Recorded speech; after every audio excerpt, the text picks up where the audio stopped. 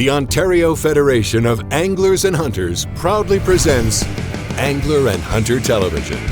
Brought to you by Canadian Tire, Boris Optics, Mercury Marine and Lund Boats, Yamaha ATVs, Browning Ammunition, Browning Firearms, Suffix Fishing Line, Rapala, 13 Fishing, Camillus Knives and Cuda Tools, Yukon Gear, Killer Instinct Crossbows, and Outfitter Financial.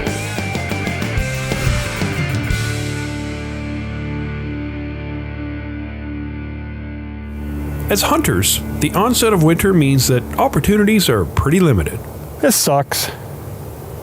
Chasing rabbits, calling crows, or trying to snipe a coyote are pretty much all we can do to stay active in the field. It's good eating. And winter can seem to drag on. However, once winter starts to release its icy grip in southern Ontario, turkey season is what most of us are thinking about.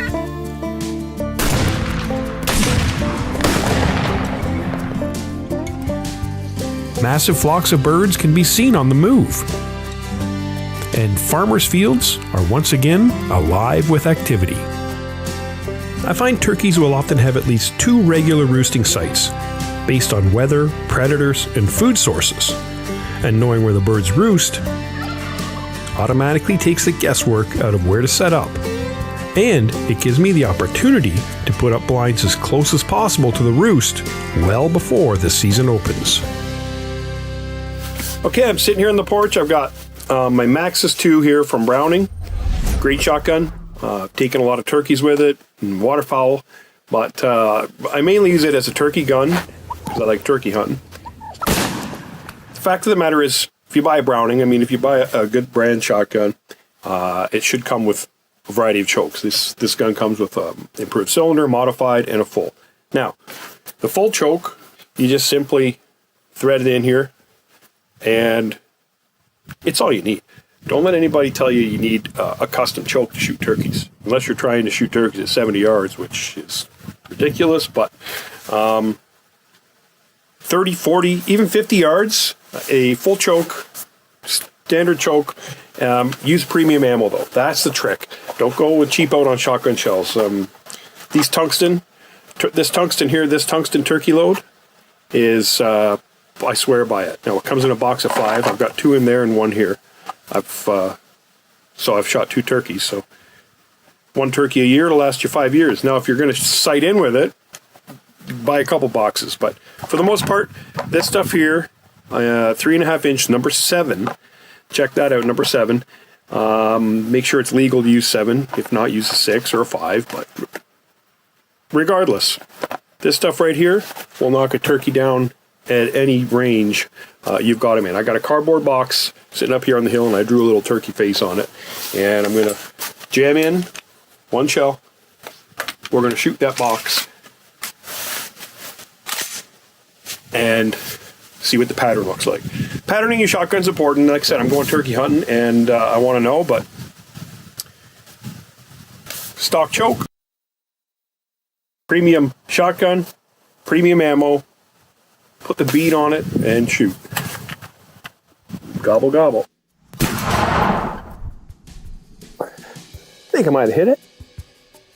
So, like I said, you can experiment and try different ammunition, but for the most part,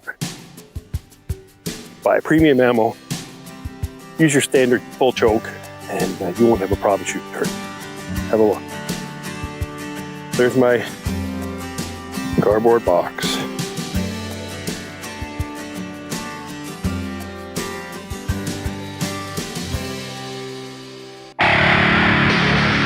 This portion of Angler and Hunter Television is brought to you by Yamaha ATVs.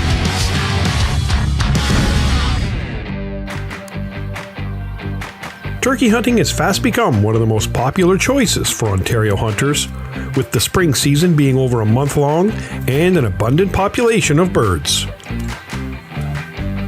Sitting on a field edge or tucked back in some hardwoods can certainly make for some enjoyable hunts. It makes getting out of bed at 3 in the morning worth it if you get one. But let's just say you have only one weekend, or maybe 2 or 3 days max that you can get out. Chances are you're going to want to put the odds in your favor. Scouting is a big part of how I set up my turkey hunts, and by scouting, I don't mean going out the day before the hunt to look for birds. Scouting is a 365-day-a-year thing. Whether I'm out for a ride on the Yamaha or sitting in a tree stand on a whitetail hunt, if I see turkeys, I make a point of watching them. So we're watching a couple jakes getting ready to roost. And August has got the binoculars up, and a deer comes out, and now a second deer has come out. I see the turkeys, and behind them I see the turkeys. So we're not gonna leave until everybody's gone. That doe's coming right at us. Learning where they roost is the most important part of spring setups for me. Locating roosting areas, and of course, trying to spot a gobbler that might be worthy of punching a tag on.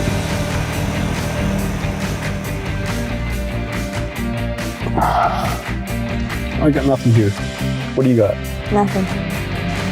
This worked out good, eh? Perfect. Oh, I've sat here and watched turkeys countless times and thought I had them figured out. Man, they're just down there fighting. They're probably jakes. There's a tree way up on that hill where they roost, and then there's a tree over here where they roost. But there's no turkeys. I mean, they're around. I've seen them on this farm, but they're not roosting here, so guess what that means? We're going to have to wing it. I have a spot that's been pretty reliable for me over the years. It's at the bottom of a field a couple hundred yards away from a popular roosting site. And when opening day comes, that's where you can find me. Max's 2 is loaded. I just need me a thunder chicken to come over the hill. As daylight breaks, the anticipation of birds dropping into the field and coming into a call is what I like most about turkey hunting. Except today, there were no birds roosted on the ridge, and not a gobble to be heard for miles. I'm pretty good at calling hens. Hearing a hen coming into my call certainly got me excited. Chances are pretty good that a tom would most likely hear all of this and come looking for love. If you ever need an expert hen caller, I'm your guy. Toms, not so much. This happens more often than you might think, and in most cases, I'd be discouraged and pack it in. But experience has taught me the birds aren't usually too far away, and by doing some persistent calling, you can usually make things happen.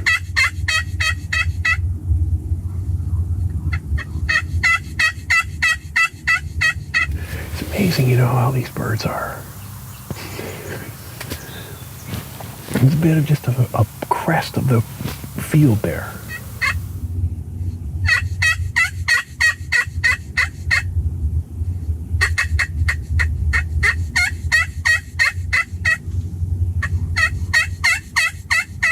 A lone hen and some wary jakes.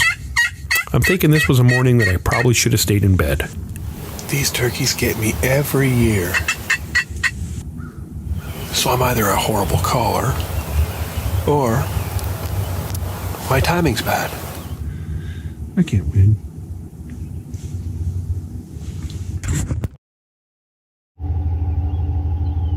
After packing up and heading for the truck, as I drove down the laneway, I spotted the tom I was after. Knowing he was working a different field gave me new hope. So, I quickly ran back, tore down my blind, and relocated it to the field I saw the tom in. Driving out of the laneway this morning after my hunt, I saw a big gobbler in this one field here. So grabbed the Yamaha, boogied back, tore down the blind, pulled everything out, ripped up here, put this blind up. I've got a feeling they're going to be roosting just down in this valley, and with any luck they'll come up this hill and into my spread, and I'll get myself a gobbler. But you got to kind of be mobile. Don't be afraid to move your blind. I know it seems like a pain in the butt, but that blind was there for 3 weeks. I thought it would pay off, but it didn't. So we're here. We're going to give it a shot. Relocating is something that will put the odds in your favor. Don't get hung up on working the same spot day after day. This has worked for me countless times. So we'll give it a shot and see what happens. But I mean, for the most part, I know I've taken turkeys in this field before, but it just seemed the other location was the place to be. But it is what it is. Cross your fingers. I went to bed that night with a renewed confidence that the next morning would be an exciting one. This portion of Angler and Hunter Television is brought to you by Minn Kota and Humminbird.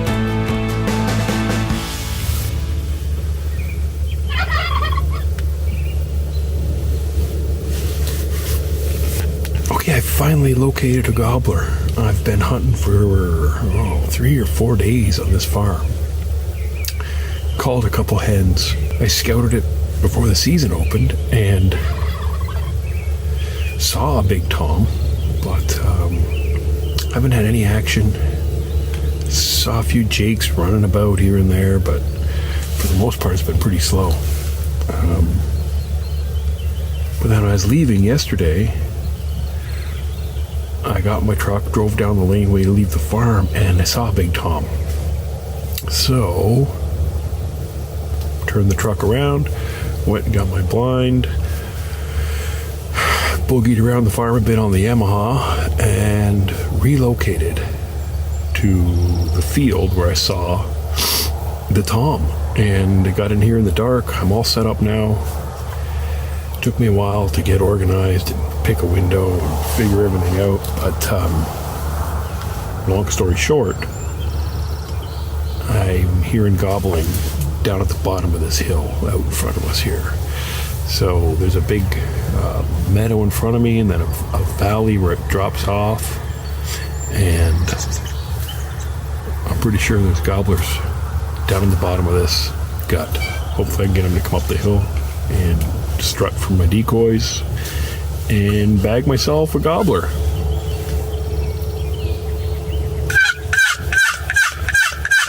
Hearing gobbles in the darkness just before the crack of dawn certainly gets your heart pumping. And when they drop down and you start calling, it's game on.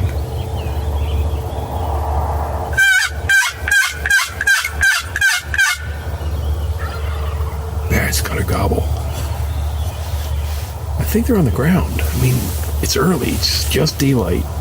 Not even 6 a.m. yet. So sometimes they'll sit in the trees and stretch and do their thing, but that sounded kind of down in the valley instead of up in a tree.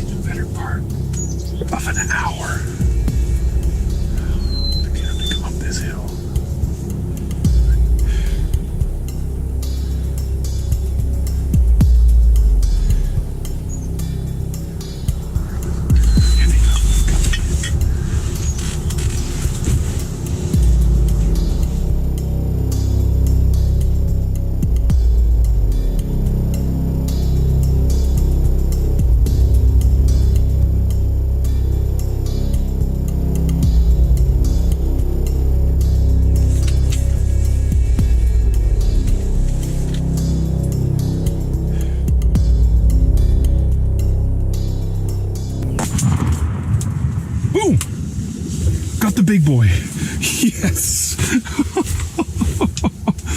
Holy. Woo! Just like that. Because the Maxus 2 barked loud this morning.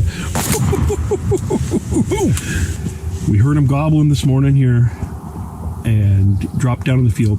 Obviously there was, I don't know, 3 jakes, another jake in the back, and then this big boy came out. We spotted this big boy, and I got my gobbler. Whew. Won't be needing that, but that's what does it right there. 3.5 inch, number 7, tungsten turkey load from Browning. Amazing.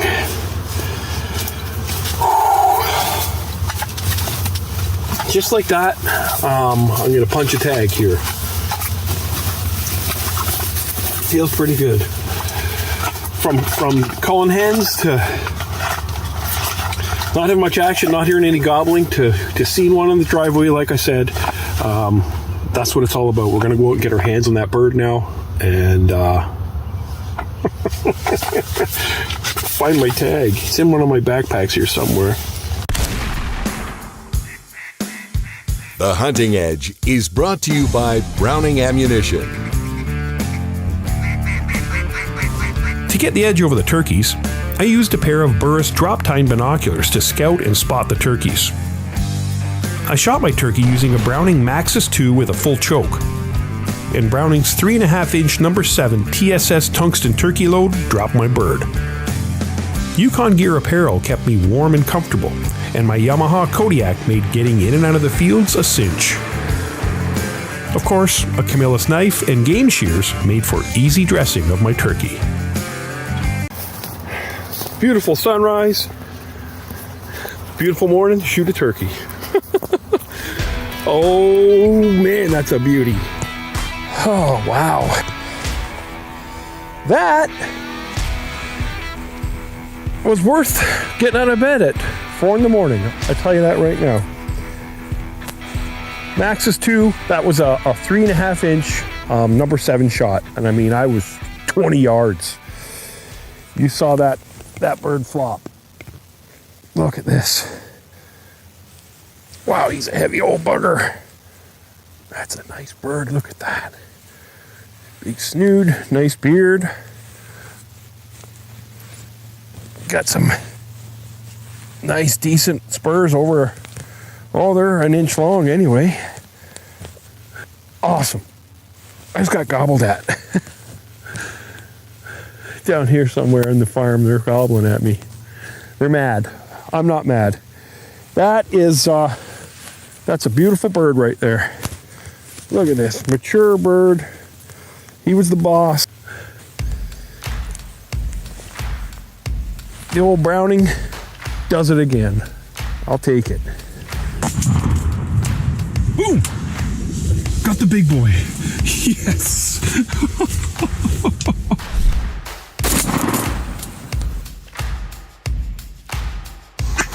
Woo! Just like that. That's what it's all about. I'm going to breast this out, take the drumsticks and wings, and we are going to have some fried turkey for sure. But I'll tag it and start bear hunting, I guess. It's right here. This little beauty. You're getting punched. Punch a tag. Make them legal. And be thankful we get to do this in Ontario. I mean, wild turkey are flourishing across Canada now, but it all started here in Ontario with the Ontario Federation of Anglers and Hunters. Make sure you support the Ontario Federation of Anglers and Hunters, and better yet, become a member. Without us, you couldn't do this. Closed captioning of Angler and Hunter Television is brought to you in part by Ontario Out of Doors Magazine. Angler and Hunter Television has been brought to you by Canadian Tire, Mercury Marine, and Lund Boats, Yamaha ATVs, Browning Ammunition, Browning Firearms, Suffix Fishing Line, Rapala, 13 Fishing, Camillus Knives and Cuda Tools, Yukon Gear, Killer Instinct Crossbows, and Outfitter Financial. For more information on the products used in this episode of Angler and Hunter Television, visit AHTV.com. Be sure to like us on Facebook and follow us on Twitter. Remember, conserve and protect our great outdoors.